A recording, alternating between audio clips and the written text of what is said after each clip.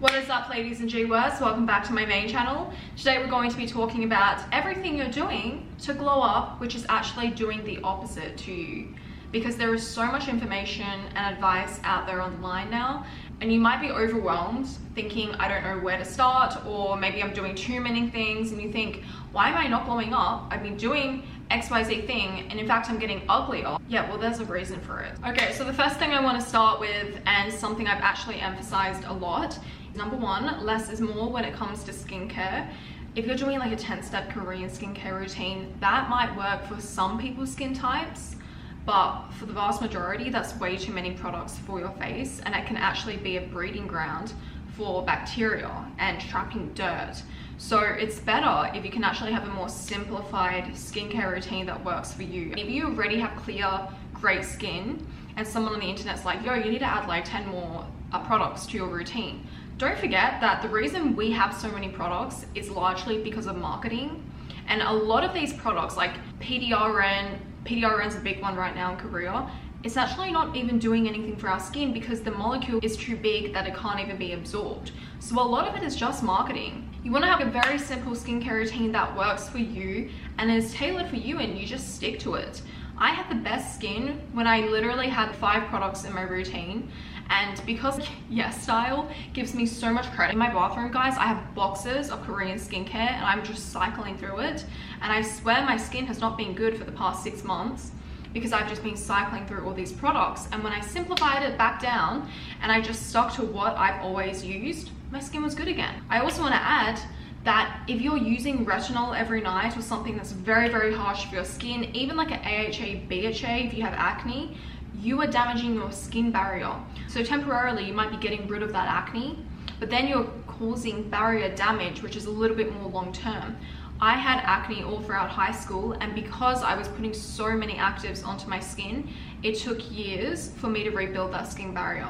And when I was 23, I told you guys I randomly got fine lines one day, and I'm like, what the fuck, I'm 23. Also, I'm Asian. My mom doesn't have any wrinkles. My dad is white and he has no wrinkles. So why at 23 was I getting wrinkles? There was a host of reasons, mainly health. Go watch my other beauty tips videos if you want to know about that. But it was also because I was using such a large amount of retinol every night, destroying my skin barrier, and my skin was just flaking all the time. Less is always more, okay? Get a good skincare routine. Number 2, if you're in your early 20s, you should not be getting preventative Botox very often. Because what is actually happening is if you don't even let your face regain movement, you're going to atrophy your muscle. And when your muscle atrophies, everything's gonna sag. So you actually need to let your muscles regain movement, and then you can do it again. But you really shouldn't be putting this toxin into your forehead and being frozen 24/7 all year round. Number 3, exercising late at night. Exercising late at night after 7 p.m. actually spikes your cortisol. You should be doing your workouts early in the day or in the morning when your cortisol is peaking then. Your cortisol drops throughout the day. So if you suddenly want to spike it at nighttime, you are going to have less quality sleep, and it will be even more difficult for you to sleep. And don't forget, your beauty and even your brain is dependent on the quality of your sleep. Also, as a woman, doing high intensity interval training and anything that's like really high intensity is actually quite bad for you. According to Chinese traditional medicine, it's draining our vitality and energy. But then if you look at Western medicine, they'll say that high intensity interval training is really great for you. And I guess it's about finding a balance, and I believe in both of them. So for me, I might do HIIT just once a week, and especially depending on my phase, if I feel weak, I'm not going to do high intensity interval training. And I do weightlifting for my glutes, and I've done this for over a year now. If I'm feeling drained and depleted, I will not force myself to lift heavily that day because I know it will actually do more damage than good. Maybe I'll get a muscle pump, but my muscles are not even going to grow optimally and effectively. I suppose this can go into another point. If you are trying to grow your glutes or any other muscle and you're just lifting heavily all the time, but you're not getting proper fuel, aka you're not getting the proper protein and carbs and rest, you're just doing more harm than good. Your booty is not going to grow. Mine didn't. I got the most growth at the beginning because I was so consistent with my food, and then I just didn't care and I continued to lift heavily.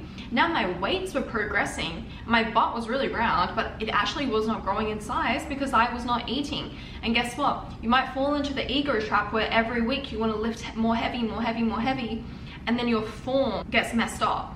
And then you're causing damage to your back and your other ligaments. It's going to do really a lot of damage in the long term. So slow and steady wins the race, and less is more, and whatever those common sayings are, they're accurate. Let's go on to another point, guys.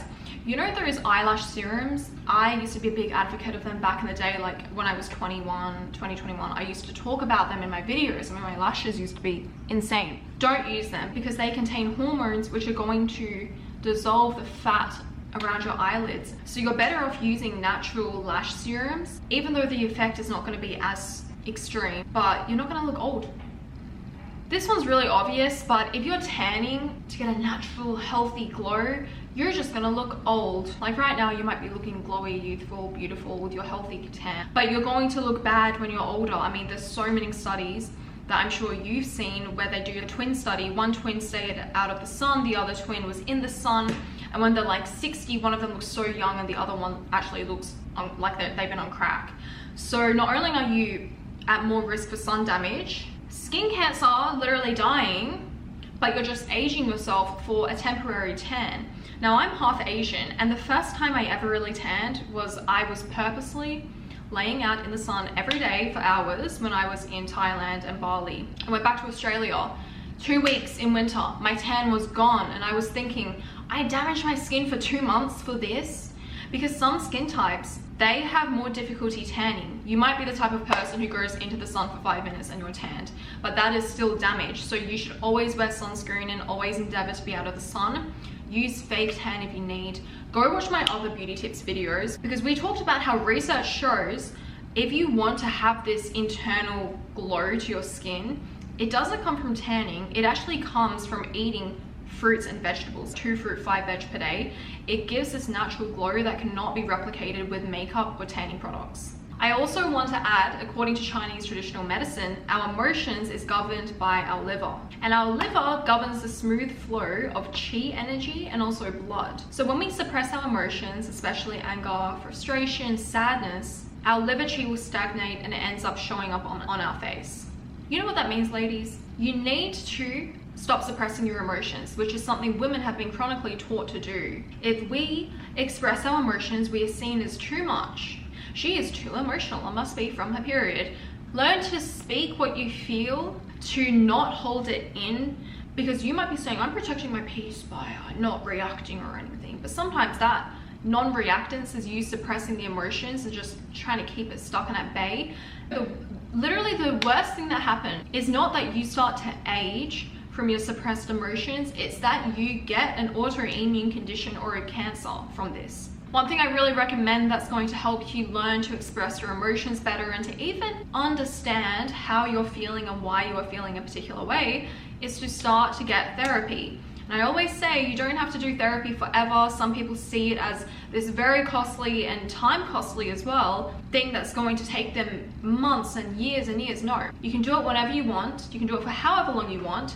Sometimes it might just take a few sessions for you to get what you need, and then you have this in your toolkit for the rest of your life. It's the biggest ROI thing that you can ever do for yourself. Maybe you're actually in a relationship and you do the opposite of suppressing your emotions. You actually express your emotions too much now, that you're always causing fights with your partner and everyone around you, and you need to learn to regulate yourself. And you have to find a balance, and that's where therapy can help you as well. And I really recommend my paid partner today, BetterHelp, because they are the #1 therapy platform online, and they make starting therapy so easy.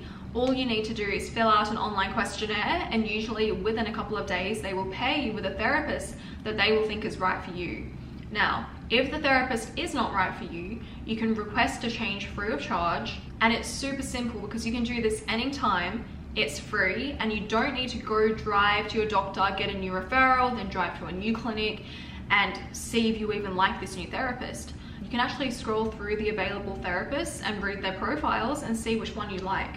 And I love that, because if I don't like this therapist or my next therapist, I can keep on switching until I find one that I think is right for me. Additionally, I can schedule a video call, a call, and I can text my therapist whenever I want from the convenience of my own home. So join over the 6 million people today who are using BetterHelp, which has earned them a 4.8 star rating on the App Store. Click my link here to get 10% off your first month of therapy with BetterHelp. Next, you might be trying to get that clean girl look by having a slicked back hairstyle. That is making you bold. And if you keep doing it, actually, it can be irreversible. Those follicles that are gone will not grow back. It creates something called traction alopecia. So don't do slick backs as much as you're doing right now. Daily exfoliation and using scrubs on your skin, which are very abrasive. You might think that by using actives or literal exfoliating products, you are cleaning your skin. You're actually just damaging your skin barrier more and creating micro tears. You should be exfoliating maximum 2 to 3 times per week, and you should never be using abrasive scrubs. Teeth whitening strips. I talk about teeth whitening as one of the main things you can do to glow up. Guys, you know what? I was using this toothpaste every day for the past couple of years, and my dentist said to me, "Do you use a teeth whitening toothpaste?" "Yes, I do." She's like, "Well, you gotta stop because you're actually stripping your enamel." So the trade-off was that I was getting really white teeth and I was stripping my teeth enamel because I was using a whitening toothpaste every day. And actually, I didn't know that you weren't supposed to use this every day. My dentist told me you should use it every couple of days. So guys, beware of that. I still use teeth whitening strips like maybe once per year, but if you want natural whitening, you should try to do coconut oil pulling in your mouth every day for like 5-10 minutes. Gua sha does nothing. It might help temporarily for like a lymphatic drainage if you're puffy, but where the real magic is, guys, is in fascia work in your face. It's not in facial yoga or gua sha. Gua sha is not actually structurally changing anything. It's just draining your lymph nodes if you're even doing it properly. You need to work on your fascia. For example, if your scalp fascia is tight, your whole face is going to be sagging down. If your masseter is tight, your under eyes are going to be puffy. If your sternocleidomastoid muscle is tight, your face is also going to be saggy and puffy. Gua sha is not doing anything. Next, if you are using eye whitening drops, you're just going to get rebound redness. Yes, you're going to look bright and healthy for a little while, but eventually you're going to look cracked. Now, this goes back to a point we talk about in all my research-backed glow up videos. The way to look more beautiful is actually to become healthier. So how do you get brighter eyes? Goes back to the skin glow protocol, 2 fruit 5 veg, and 8 hours of sleep every night before 10 p.m. Now, Chinese traditional medicine also talks about how if you're eating raw salads, anything cold, smoothies, ice cream, this is so terrible for your body. And not having too many raw foods because it's going to damage your spleen. And that ultimately causes additional weight gain. And while we're on the point of internal warmth in Chinese traditional medicine, if you're constantly ice rolling or taking ice baths, this is really bad for your womb, and it's also incredibly bad for your circulation, because the deep glow with Chinese traditional medicine actually doesn't come from ice, it comes from our internal warmth. So having chronic cold exposure is just going to create local stagnation. Also, eating a ton of fruits is actually going to cause more weight gain for you, because get this, while we're on it, smoothie bowls, acai bowls, granola, oat milk lattes, kombucha, anything that's naturally sweetened, cold pressed juices with fruit, diet sodas, artificial sweeteners, these usually have a glycemic load equivalent to desserts. And you know, if we're spiking our blood sugar, this is one of the quickest ways for you to age, because it drives the glycation of our collagen, which is a direct skin aging mechanism. Additionally, you're trying to lose weight, so you're eating less fat. You're afraid of fats, you're afraid of olive oil, you're afraid of the little bit of, what's it called, the fat on the steak. This is the best thing for your skin. You need fat to have healthy skin and to have that healthy glow. Otherwise, you might look skinny, but you'll look gaunt and unhealthy. Our hormones are made from cholesterol and saturated fat. If we have a low-fat diet, your libido will be reduced, you'll have less sex hormones, less glow to your skin, thin hair, and missed periods. So eat your damn egg yolks. I hope you enjoyed this video. Don't make these mistakes, and you'll look more beautiful and you'll glow up. And I will see you next time on my main channel. Ich liebe dich. Tschüss.